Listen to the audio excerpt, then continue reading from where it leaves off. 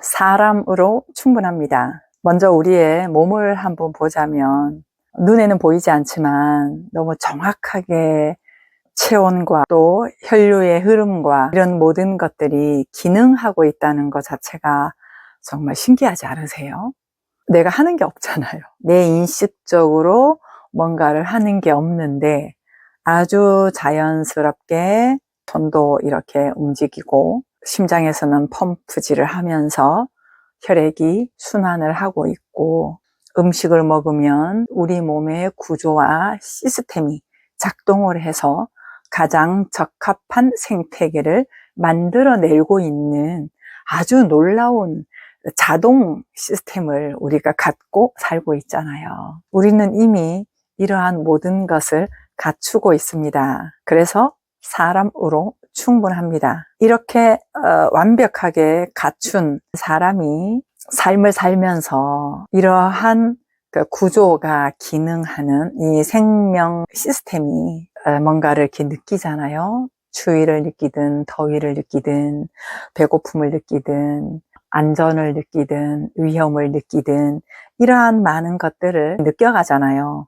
그러한 느껴지는 것으로부터 움직여서 사냥을 하기도 하고 필요한 것들을 만들어내기도 하고 의복을 입기도 하고 집을 짓기도 하고 그렇게 하면서 지금까지 문명이 발달해 온 거잖아요. 그런데 그러한 시작점 자체가 사람이라는 말이에요.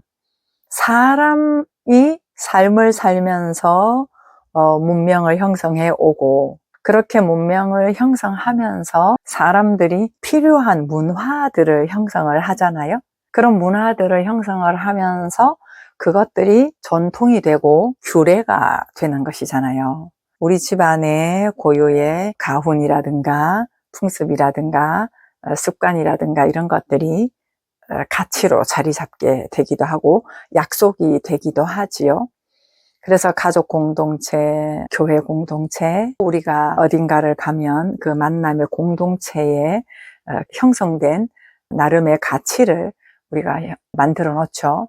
그러한 것들로 우리 공동체의 특성을 형성을 하면서 잘 운영을 하고 잘 함께 지내보고자 이러한 것들이 자리매김하게 된 거란 말이죠. 예, 그런데 그러한 모든 것들의 중심은 사람이 잘 살아보고자 하는 것들로 만들어진 거예요. 그러니까 사람이 그런 부분에 대해서 좀 더 유용하다 하면은 발전해 나가는 것이고 필요 없다라고 하면 없앨 수도 있는 것이고 또 더 좋은 것들을 형성해 갈 수도 있는 부분들이 우리의 규례라든가 삶의 방식이라든가 규칙이라든가 이런 것들이 있단 말이에요.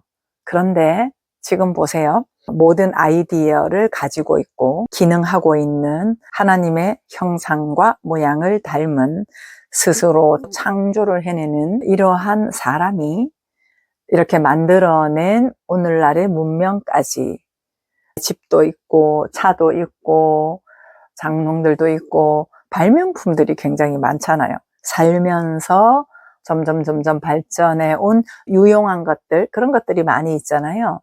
이러한 것들이 사람의 필요로 만들어진 거란 말이에요. 그러니까 충분한 존재인 이 사람으로 시작된 많이 형성되어 있는 도시 문명과 시스템들이, 이러한 구조들이 이제는 사람을 오히려 압박하는 것이 되어버렸어요. 사람을 판단하는 도구가 되어버렸어요. 그러니까 사람보다 이 시스템이 먼저가 돼버린 거죠. 이 사람보다 도구들이 오히려 사람을 사람답게 살지 못하는 것들이 되어버린 것이죠. 예를 들면 핸드폰이라고 하는 것도 예전에 이런 스마트폰이 나오리라고 누가 알았겠습니까?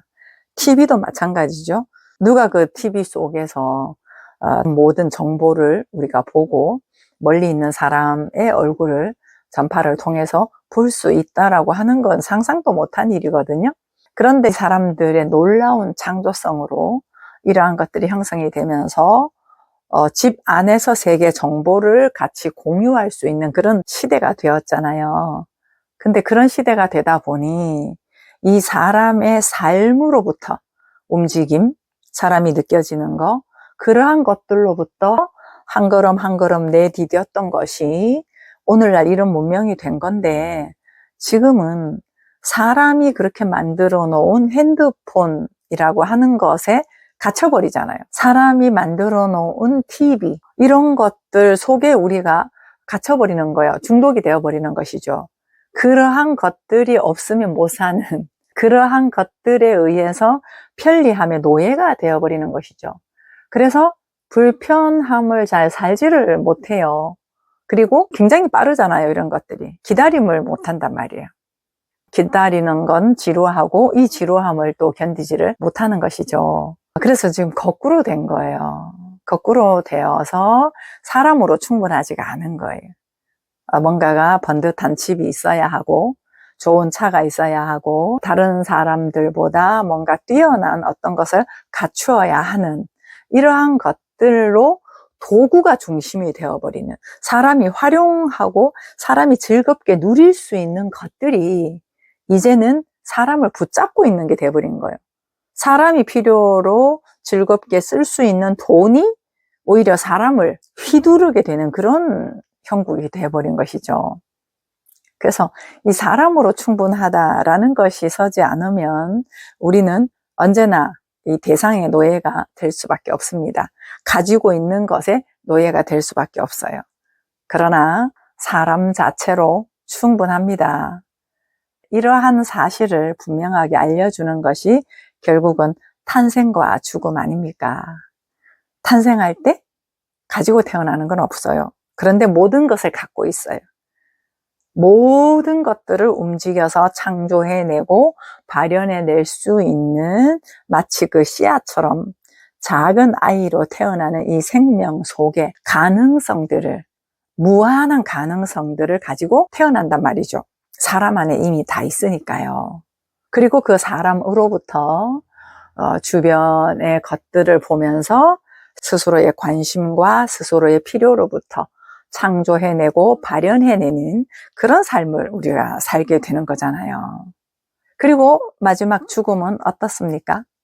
결국은 내가 창조해내고 만들어냈던 것들, 그리고 나로 하여금 즐겁게 했던 것들, 그리고 내가 누리며 살았던 것들, 그러한 나의 삶의 풍성함을 더해 주었던 도구들을 다 놓고 가는 거잖아요. 사람 자체로. 근데 그 도구에게 많이 매여 있고 먹혀 있을수록 어떻습니까? 그것들을 두고 간다라고 하는 것은 굉장히 힘이 들죠. 그런데 충분히 누리고 살고 감사하며 살고 풍성함 가운데서 나누면서 살고, 그러한 것들을 내 삶의 도구로, 내 삶의 친구로 그렇게 매임 없이 집착 없이 그렇게 살았던 그 삶은 이 죽음이 가볍습니다. 그리고 그러한 것들에 매이는 것이 아니라 그러한 것들을 충분히 살았기 때문에 가볍게 놓고 갈 수 있는 것이죠. 근데 아무리 내가 많은 것을 가졌어도 그것들을 내가 집착을 하거나 지키려고 한다라고 하면 즐거움이 없습니다. 오히려 그걸 가지고 내 자랑거리로 삼고 나의 존재를 드러내는 것으로 방패를 삼았기 때문에 그걸 지켜야 되고, 그것이 없으면 내 삶도 주저앉아 버리는 그런 삶을 살 수밖에 없겠죠. 그래서 사람으로 충분하다라고 하는 건 너무나 중요한 사실입니다. 그런데 이러한 사실이 아니라 사람은 부족하다라고 하는 것들이 태어나서 커가면서 형성되는 거거든요.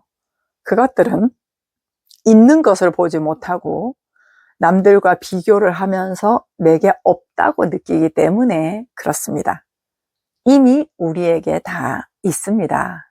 저 사람이 100걸음을 걸었다면 한 걸음을 걷는 것이 내 삶에 있어서 충분한 것입니다. 저 사람이 돈이 100억이 있다면 내 삶에 1000만 원이 있는 것은 내 삶으로 충분한 것입니다. 그래서 비교가 되니까 계속해서 더 많아야 되고 더 가져야 되고 더 이겨야 되고 더 드러나야 되고 이렇게 하는 것이죠. 그러다 보니까 우리는 자연에 가서만 만족하잖아요. 아유, 드레핀 꽃도 이쁘고 화려한 꽃도 이쁘고 시들어 있는 이 꽃도 생명을 싹 틔우려고 다시 움트는 거 보니 신기하고 그것들을 보면서 사람의 삶을 느끼는 거거든요. 근데 사람을 볼 때는 선입견이 있어서 그렇게 안 봐요. 떨어지는 꽃은 못났고 시들어 있는 꽃은 보기가 흉하고 사람을 보면서는 그렇게 느끼는 거예요. 시들어 있음에도 불구하고 생명을 키우려고 하는 모습 보면 불쌍하고 이렇게 보는 것이죠. 생명력을 보는 것이 아니라. 그래서 우리 사람이라고 하는 존재가 자체로 충분하다. 외모든 돈이든 가진 것이든 이런 모든 것들에 대해서 우리가 비교를 하지 않는다면, 그러려면 진정으로 탄생과 죽음이라고 하는 두 양대 축에서 우리에게 너무나 본질적인 사실을 알려주는 것에 관심을 한번 가져보는 것이죠. 그러한 관심으로부터 내 삶에 있어서 충분하다라는 것을 세우고 삶을 사는 거예요. 비교가 되거나 질투가 나거나 뭔가 내가 좀 찌질하게 느껴지거나 부족하다라고 느껴지거나 그럴 때는 그것이 사실이 아니라는 것을 아는 것입니다. 인식을 하는 거예요. 그건 상대적인 비교로부터 오는 거거든요. 스스로로 충분하다. 이게 원래 사실입니다. 그러면 삶이 단순해집니다. 내가 어디에서 방향이 벗어났구나라고 하는 걸 알아요. 조금 불편하잖아요. 대상 보면서 신경 쓰잖아요. 나를 보면서 내가 자책을 하잖아요. 그럼 방향 벗어난 거예요. 사람 그대로 충분하지. 내가 내 상태에 대한 기준이 있구나. 내가 대상을 보면서 비교를 하는 거구나. 내가 가지고 있는 선입견으로 보고 있구나. 그럼 100% 맞습니다. 그래서 사람은 충분하다라는 사실을 세우고 한 걸음 한 걸음을 계속 가다 보면 내가 가진 기준으로 평가, 비난하는 것들이 서서히 물러납니다. 이게 내가 하지 않는 거예요. 내가 하지 않고 맡긴다라는 거거든요. 그리고 그냥 움직이는 거예요. 진짜 실체는요, 그냥 움직이는 거예요. 아이들 그냥 움직이잖아요. 그냥 움직이는 건데 우리는 이미 기준이 형성이 많이 되어 있기 때문에 그냥 움직인다라고 하는 것이 어떤 것인지는 잘 모르는 것이 맞아요. 그러나 이렇게 사람이 충분하다. 그리고 충분한 나로부터 다른 건 문제가 없잖아요. 그냥 할 수 있는 만큼 살면 되는 거거든요. 그런데 거기에서 내가 좀 불편한 그런 느낌들이 형성이 될 때, 이것은 상대적인 기준과 비교로 착각에 의한 것이지, 이렇게 인식을 하면 스스로가 어떤 존재인지를 알고 그 스스로가 삶을 살면서 이건 기준이 없거든요. 기준이 없는데 또렷해. 그 어떤 기준이 없는데 감동스러워. 정성이 넘치고요. 사람들이 좋아지고요. 사람들의 겉모습을 보는 것이 아니라 그대로의 움직임 자체가 귀하게 느껴지는 그런 시각이 복원이 될 겁니다. 이게 우리가 단순하게 사는 삶의 원리라고 할 수 있겠습니다. 사람으로 충분합니다. 나로 충분합니다.